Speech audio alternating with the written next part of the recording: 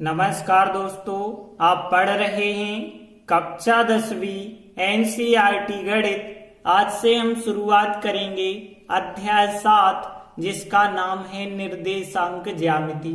अब देखिए इसका मतलब क्या होता है। निर्देशांक तो आप पढ़ चुके हैं जिसमें एक x का निर्देशांक होता है, एक y का निर्देशांक होता है जो कि आपने कक्षा 9वीं में पढ़ा है। x के निर्देशांक को हम भुज कहते हैं, y के निर्देशांक को कोटि कहते हैं। इसके बारे में हमने पढ़ लिया। अब हमें पढ़ना है कि निर्देशांक से संबंधित किस प्रकार के सवाल हो सकते हैं। तो यहां हम पहली प्रश्नावली में पढ़ेंगे, दूरी का सूत्र पढ़ेंगे। तो देखिए दूरी का सूत्र होता क्या है। यदि हमारे पास एक बिंदु P है जिसका निर्देशांक x1 y1 है और एक Q बिंदु है जिसका निर्देशांक x2 y2 है और हम उनके बीच की दूरी ज्ञात करना चाहते हैं, तो वहां पे हम लगाते हैं दूरी सूत्र।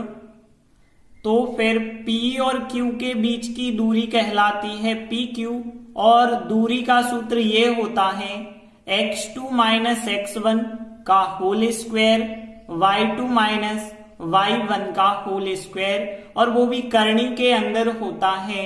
तो ध्यान रखना परीक्षा में ऐसा भी आ जाता है कि दूरी सूत्र लिखिए, तो आप दूरी सूत्र इतना लिख देंगे कि PQ बराबर x2 माइनस x1 का वर्ग प्लस y2 माइनस y1 का वर्ग, ये कहलाता है दूरी सूत्र।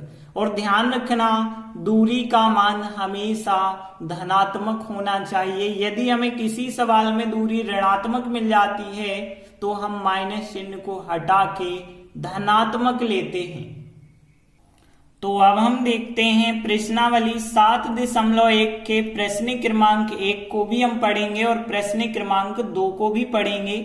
लेकिन ध्यान रखना इन सवालों में हम इस सूत्र का प्रयोग करेंगे जो कि दूरी सूत्र कहलाता है। जैसे प्रश्न 1 क्या है, बिंदुओं के निम्नलिखित युग्मों के बीच की दूरी ज्ञात कीजिए। यहाँ 2 बिंदु दिए गए हैं, हमें इन दोनों बिंदुओं के बीच की दूरी ज्ञात करनी है।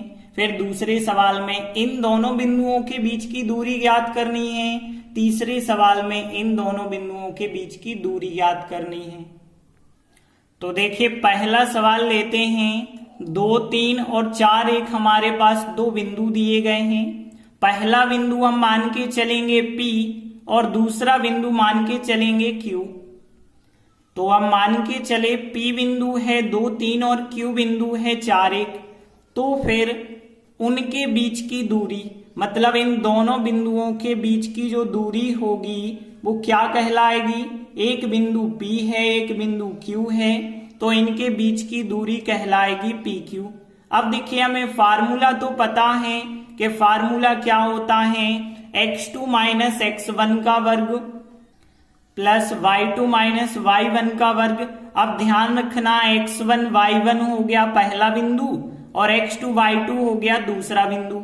अब इसमें यदि हम मान रखेंगे तो देखिए यहाँ पे x1 y1 x2 y2, तो यहाँ x2 का मान है 4, तो यहाँ 4 माइनस और फिर x1 का मान कितना है 2 है, तो 4 माइनस 2 का वर्ग प्लस और आगे देखिए y2 माइनस y1, y2 कितना है 1 है, तो 1 माइनस y1 कितना है 3 है, तो 1 माइनस 3 का वर्ग। तो आप सीधा सा याद रखना कि दूसरे बिंदु में से पहला बिंदु घटाना है, पहले में से पहला अंक घटाना है, दूसरे में से दूसरा घटाना। तो 4 माइनस 2 किया और वर्ग, 1 माइनस 3 किया और वर्ग, क्योंकि अगले सवालों में हम फार्मूला नहीं लगाएंगे, डायरेक्ट करेंगे।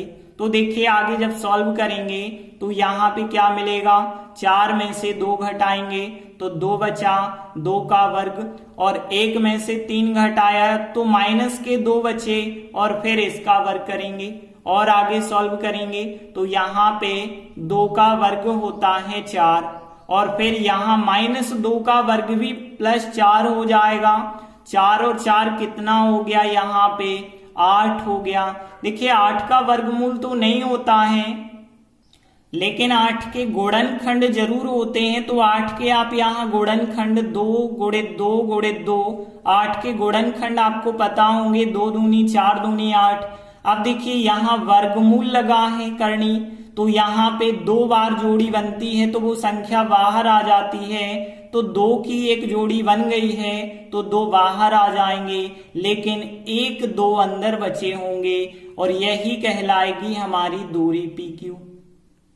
लेकिन याद रखना दूरी हमेशा मीटर, सेंटीमीटर, किलोमीटर किसी न किसी इकाई में होती है। इस वजह से यहाँ या तो आप इकाई लिख दें या तो मात्रक लिख दें। जैसे हमने यहाँ मात्रक लिखा है, आप इकाई लिख सकते हैं। यदि हमें सवाल में दिया जाता मीटर तो यहाँ मात्रक की जगह मीटर लिखते, सेंटीमीटर दिया जाता तो सेंटीमीटर लिखते। जो भी दिया जाता वो आपको लिखना पड़ता। यदि कुछ नहीं दिया गया तो आप मात्रक या फिर इकाई लिख सकते हैं। और हम अंत में लिख देंगे अतः इस बिंदु युग्म, क्योंकि हमें 2 बिंदु दिए गए हैं, वो क्या है, एक युग्म है, उसकी अभीष्ट दूरी कितनी हो गई, 2 करनी 2 मात्रक। तो फर्स्ट क्वेश्चन कंप्लीट हुआ। आगे देखते हैं, इसी का सेकंड क्वेश्चन है। यहाँ पे 2 बिंदु हमें दिए गए, -5 7, -1 3। एक बिंदु को हम P मान के चलेंगे और एक बिंदु को Q मान के चलेंगे। तो हमने माना एक बिंदु P है और एक Q है, तो इनके बीच की दूरी जो होगी P और Q के बीच की दूरी PQ कहलाती है। अब PQ को आप QP भी लिख सकते हैं, कोई अंतर नहीं है। अब देखिए यहाँ पे हम दूरी का फार्मूला नहीं लगा रहे, डायरेक्टली बता रहे, क्योंकि आपको आने वाले सवालों में डायरेक्ट करना पड़ेगा। तो देखिए क्या होता है, x2 - x1 होता है फिर वर्ग, y2 - y1 होता है फिर वर्ग। लेकिन आप ध्यान रखना यहाँ पे दूसरे बिंदु में से पहला बिंदु आपको घटाना है। तो देखिए -1 में से -5 को आप घटाएंगे और फिर क्या करना है, इसका वर्ग करना है। ध्यान देना कि दूसरे बिंदु में से पहला बिंदु, तो -1 में से -5 घटाएंगे फिर वर्ग फिर प्लस।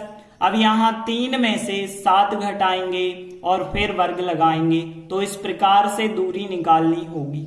अब देखिए और आगे यहाँ पे क्या होगा, -1 माइनस और माइनस प्लस के 5 हो जाएंगे, फिर इस पे वर्ग लगाएं और प्लस 3 - 7 करेंगे तो माइनस के 4 और फिर इस पे भी वर्ग लगाएं।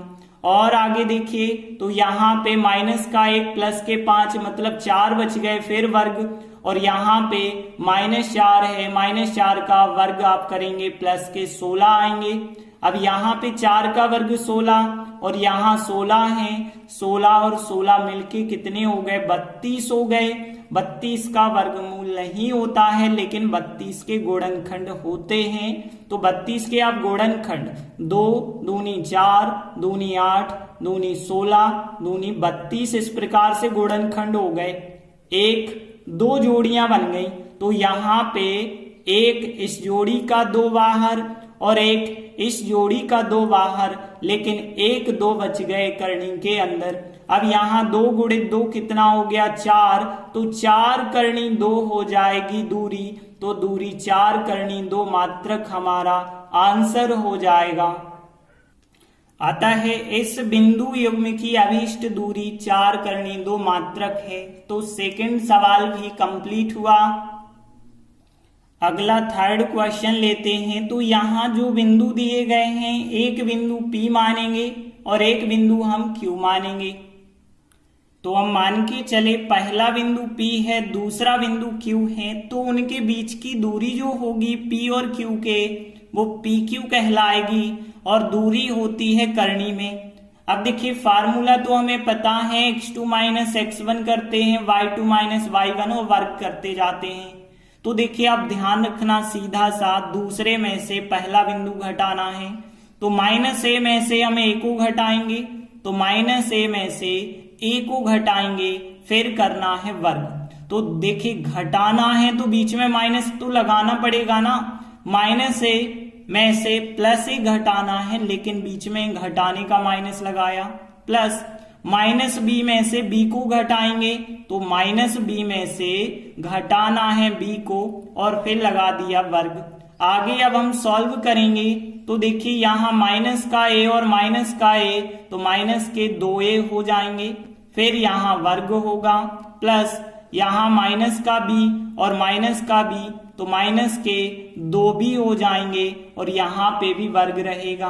अब आगे देखेंगे आप तो यहाँ पे माइनस 2a का वर्ग करेंगे तो 2 का वर्ग 4 हो जाएगा और a का वर्ग a वर्ग होगा, प्लस अब यहाँ पे देखिए तो 2b का वर्ग करेंगे, माइनस 2 का वर्ग 4 होगा और b का वर्ग आ जाएगा।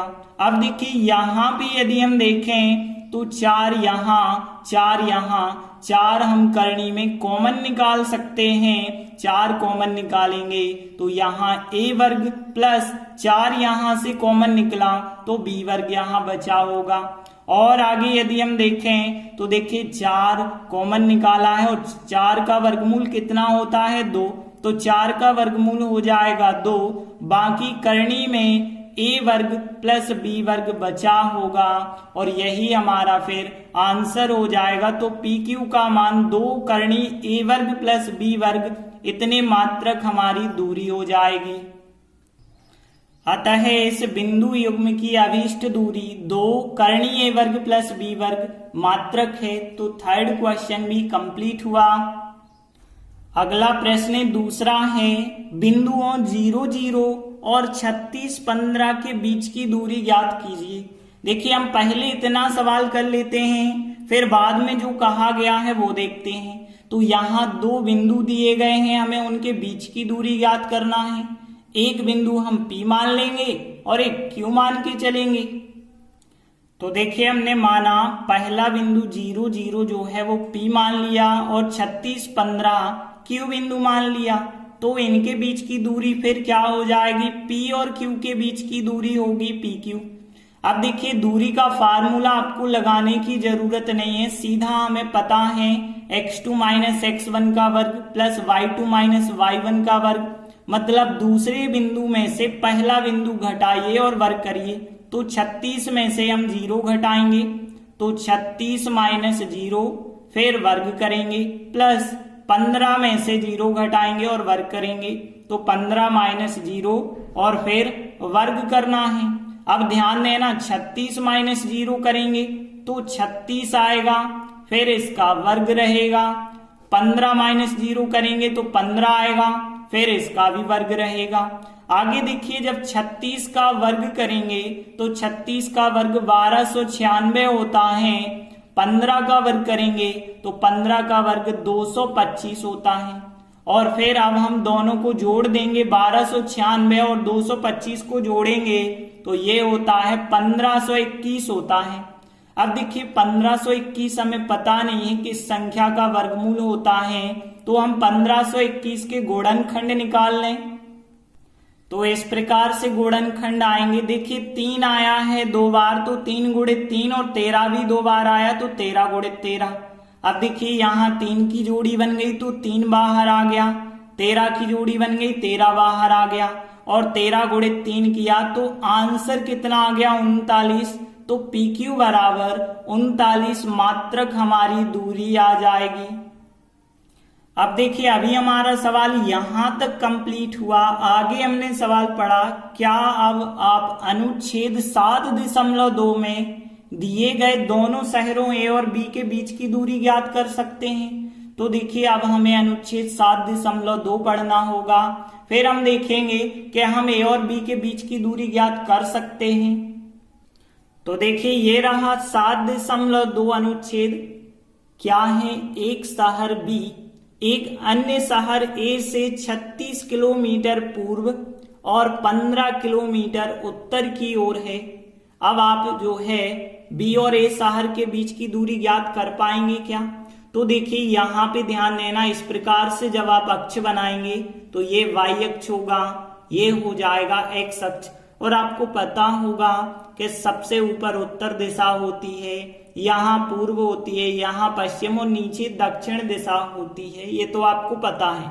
अब ध्यान देना, जो कहा गया है ए से 36 किलोमीटर पूर्व जाना है, तो ये रहा ए बिंदु।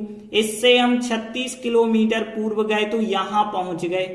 अब इसके बाद हमें 15 किलोमीटर उत्तर में जाना है, तो यहां से उत्तर है ऊपर की तरफ, तो ऊपर की तरफ 15 जाएंगे तो यहां पे पहुंच गए। यहां है दूसरा शहर बी, यहां पहला शहर है ए, यहां दूसरा शहर है बी। अब हमें दोनों के बीच की दूरी ज्ञात करनी है, तो ये हो जाएगी दोनों के बीच की दूरी। देखिए यहां पे यदि हम देखें ए बी, यहां पे कोई और बिंदु होता तो एक समकोण त्रिभुज बन जाता, जिसमें हम पाइथागोरस प्रमेय लगाते तो ए बी कर्ण का मान आराम से हम ज्ञात कर लेते। लेकिन हमें दूरी के सूत्र का प्रयोग करना है, तो हम कैसे करेंगे? हमें एक बिंदु ए और एक बिंदु बी पता होना चाहिए, तो दोनों के बीच की दूरी हम निकाल लेंगे। अब ए बिंदु क्या होगा? ए बिंदु क्या है? एक्स और वाई अक्ष दोनों मिल रहे हैं, मतलब ए बिंदु है मूल बिंदु 0 0। आप पढ़ चुके हैं पिछली क्लास में, जहां दोनों अक्ष मिलते हैं वो मूल बिंदु कहलाता है और उसके निर्देशांक 0 0। तो ए बिंदु के निर्देशांक 0 0 हो गए और बी बिंदु के निर्देशांक क्या होंगे? यहां तक की दूरी 36 और यहां तक की 15, तो यहां पे बी बिंदु के निर्देशांक हो जाएंगे 36 15 और ए बिंदु के निर्देशांक हो गए हैं 0 0। अब हमें 0 0 और 36 15 के बीच की दूरी ज्ञात करनी होगी, वही दूरी कहलाएगी दोनों शहरों के बीच की दूरी। तो देखिए पूछा गया था क्या अब आप अनुच्छेद 7.2 में दिए गए दोनों शहरों के बीच की दूरी ज्ञात कर सकते हैं? तो हम कहेंगे बिल्कुल ज्ञात कर सकते हैं, क्योंकि एक बिंदु 0 0 आ रहा है और एक बिंदु 36 15 आ रहा है और दोनों के बीच की दूरी तो हम ज्ञात कर चुके हैं। तो हम कह सकते हैं बिल्कुल हम दोनों शहरों के बीच की दूरी, ए और बी जो दो शहर हैं इनके बीच की दूरी ज्ञात कर सकते हैं। तो देखिए हमने लिखा हाँ हम उन दोनों शहरों ए और बी के बीच की दूरी ज्ञात कर सकते हैं। अब देखिए चूंकि हमें पता है ए बिंदु 0 0 बना है और बी बिंदु 36 15 बना है, और वही तो हमने इन दो बिंदुओं के बीच की दूरी निकाली थी, तो 39 मात्रक आई थी। तो यहाँ इन दोनों शहरों ए और बी के बीच की दूरी भी 39 होगी, लेकिन हम मात्रक ना लिख के दूरी किलोमीटर में होगी, क्योंकि सवाल में किलोमीटर बताया गया है। तो 39 किलोमीटर हो जाएगी दोनों शहरों के बीच की दूरी। इस प्रकार से प्रश्न 2 कंप्लीट हुआ। धन्यवाद।